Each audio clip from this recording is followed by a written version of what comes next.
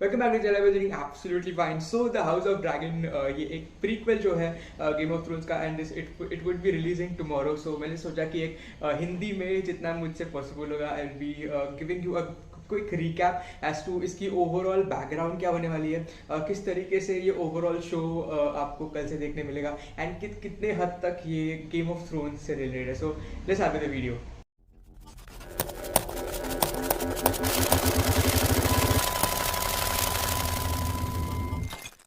और सो कुछ इस तरीके से ओवरऑल एपिसोड होने वाला है कि ये एंटायर शो, बहुत लोगों को ये कंफ्यूजन है कि ये प्रीक्वल है, ये इसके आगे स्टार्ट होगा। तो this show is going to be an absolute prequel which is approximately 200 years before Game of Thrones. And ये ओवरऑल बताता है हमें कि ओवरऑल टारगैरियन डायनास्टी कैसे बनी थी अभी तक। ओवरऑल उनके जब भी से उनका ओवरऑल रेन स्टार्ट हुआ था।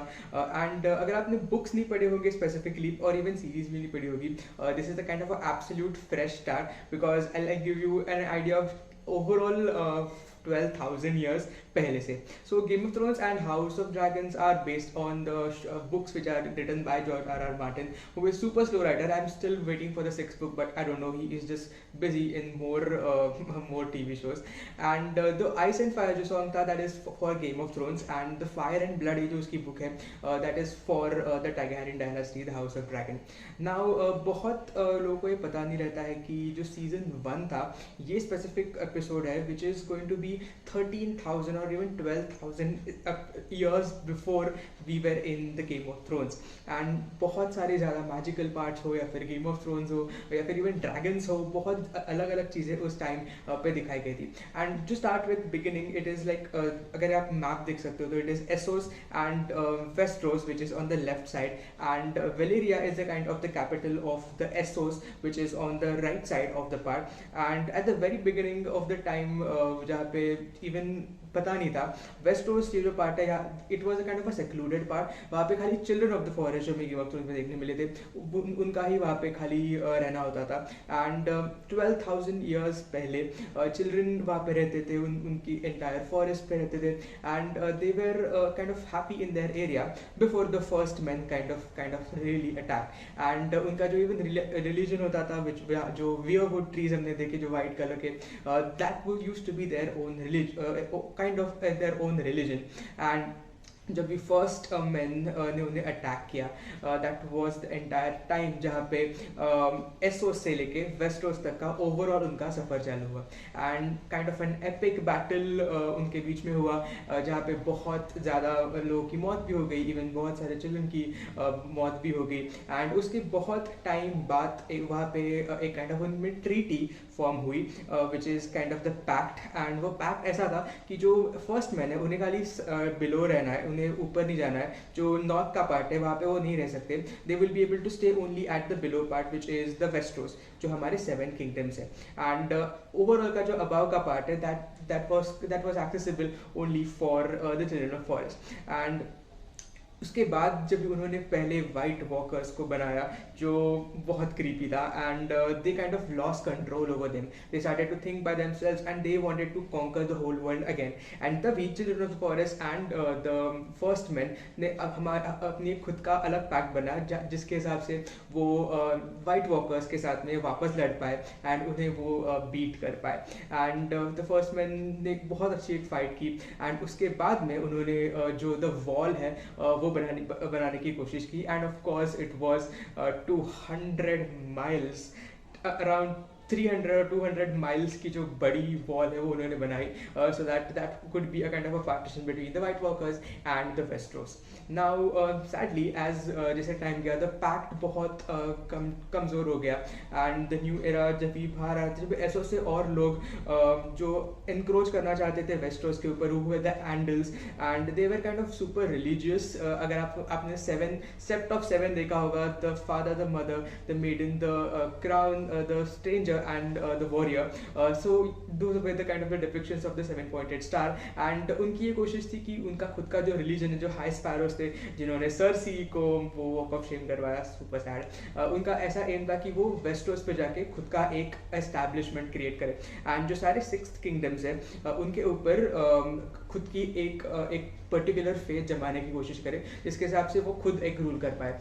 बट उसके बाद इवेंचुअली वो सारे हाउसेस पे तो नहीं कर पाए, बट खाली जो विंटरफेल है एंड द वाइल्ड लिंक्स है, they were not affected by them because वो ओवरऑल नॉर्थ में थे. एंड अपार्ट फ्रॉम दैट जो एसोस की कैपिटल है which is Valyria, Valyria was super amazing. It was like Asgard, और ऐसी जगह पे जहाँ पे बहुत ज़्यादा मैजिक है एंड बहुत ज़्यादा एक अलग दुनिया है. Imagine the people staying over there, they were having access directly to dragons. And ऐसा कहा जाता है कि खाली वो लोग हैं जो ड्रैगन्स को टेम कर सकते हैं, उन्हें अच्छे से पाल सकते हैं. एंड ओनली एंडल्स जो वहाँ पे स्पेसिफिकली वेलेरिया में रहते थे, अपार्ट फ्रॉम एंडल्स जो एसोस के वेलेरिया में रहते थे, उन्हें ही खाली उन स्पेसिफिक ड्रैगन्स को कंट्रोल करने का एक स्पेसिफिक अंदाज था उनका. सो बिकॉज बहुत ज़्यादा पावरफुल रहते थे वो ओवरऑल जो ड्रैगन्स हैं. सो ना इसके बाद ये अभी यहाँ पे थोड़ी चीज़ें हैं जो है और क्रेजी बनने लगती है, बिकॉज वहाँ पे जो टारगैरियंस फैमिली है वो उनका जो ओरिजिन है it is kind of from Valeria. And यहाँ से ओवरऑल एक ऐसा कहा जाता है कि एक एज टारगैरियन जो है उनकी एक बेटी थी, उन्हें उसे एक ऐसा सपना आया था कि कुछ दिन बाद वेलेरिया डूबने वाला है या फिर बहुत एक कैटास्ट्रॉफिक डिजास्टर होने वाला है जिसके हिसाब से वो चला जाएगा. तो सारे टारगैरियन से वो आ गए हमारे dragon stone which is in Westeros. And कुछ सालों बाद एग्जैक्टली वैसा हुआ which is super crazy, because उसे ऐसा एक ड्रीम आया था कि वेलेरिया चले जाने वाला है, एंड कुछ सालों बाद ऐसा रियल में हुआ. एंड तभी उन्हें काइंड ऑफ लगा कि this is also something which is very very different. And जिस तरीके से डूम वेलेरिया हुआ which is super apocalyptic and volcanoes बहुत सारे हुए, बहुत तबाही वहाँ पे हो गई. एंड उसके बाद उनका जो ड्रैगन्स एंड मैजिक जो बचे हुए थे वहाँ पे वो सारे सी में डूब गए या फिर मर गए. सो नाउ जो टारगैरियन डायनेस्टी है that those were the only dragons and the Targaryens which were kind of available. So उन्होंने क्या किया, उनके जो ड्रैगन्स थे उन्हें खाली लाइक जो बेसमेंट या फिर जो केजेस थे उनमें उन्होंने डाल दिए. बट एगन द फर्स्ट जो टारगैरियन है उसी की आइडिया कुछ अलग थी. उसके जो वाइफ्स थे who were also kind of his sisters because that is weird, and they decided to go and rule into Westeros because they had these amazing dragons. So why not rule? So उन्होंने उनके जो dragons थे वो उन्हें hide निकाल दिया and उन्हें बाहर आके they literally started flying all around Westeros. and उसके हिसाब से उनकी जो overall power थी, उन्होंने एक specific एक मैप जो डिज़ाइन किया एक टेबल के ऊपर जो हमने डेनरीज के एपिसोड में देखा है. एंड उसके हिसाब से उसने प्रॉपरली प्लान करके एक स्पेसिफिक कॉन्क्वेस्ट जनरेट किया which is the fire and the blood. And उसके हिसाब से ही स्टार्टेड टू पावरफुल हाउसेस को जो रूल करना चालू किया. उनके साथ उन्होंने बैटल्स किए. सम हाउसेस ने definitely bend the knee but some did not, and जिन्होंने नहीं किया उन्हें टालीस के जैसे उन्हें जला दिया.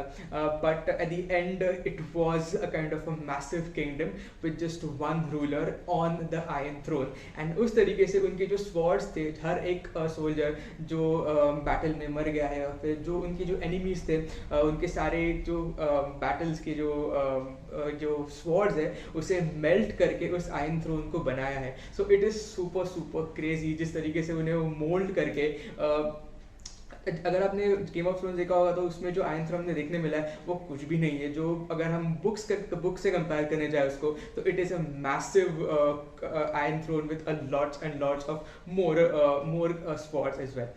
Now overall out of the 7 kingdoms खाली डॉन ने उन्हें अपोज किया, but that is after a very different story.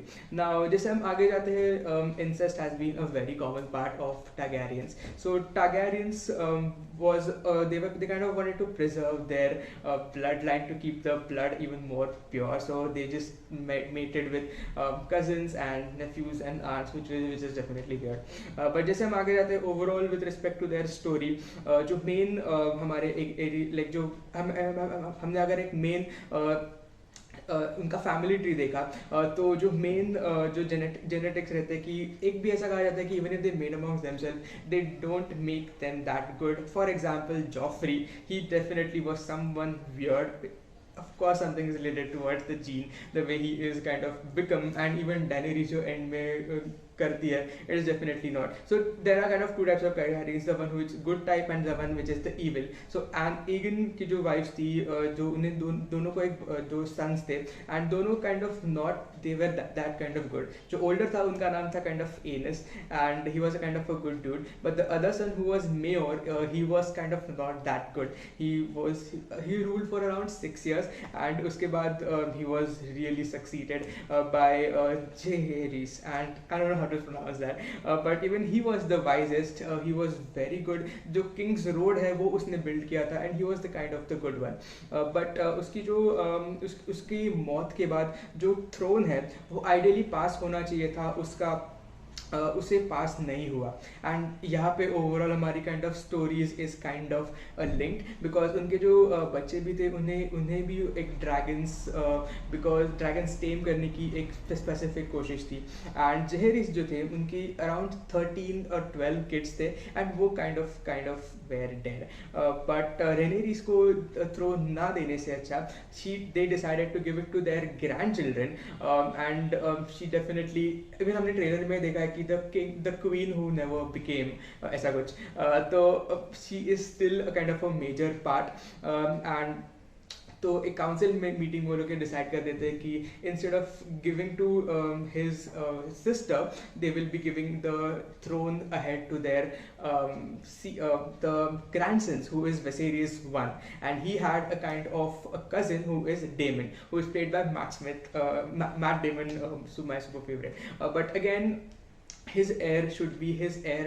And उसके बाद जब भी एक बहुत सालों बाद हम आगे जब जाते हैं, तभी वेसेरियस का जो थ्रोन है वो आगे जाने वाला रहता है. He instead of giving it to Matt his cousin, he is kind of going to give it to Rhaena Targaryen, who is his daughter.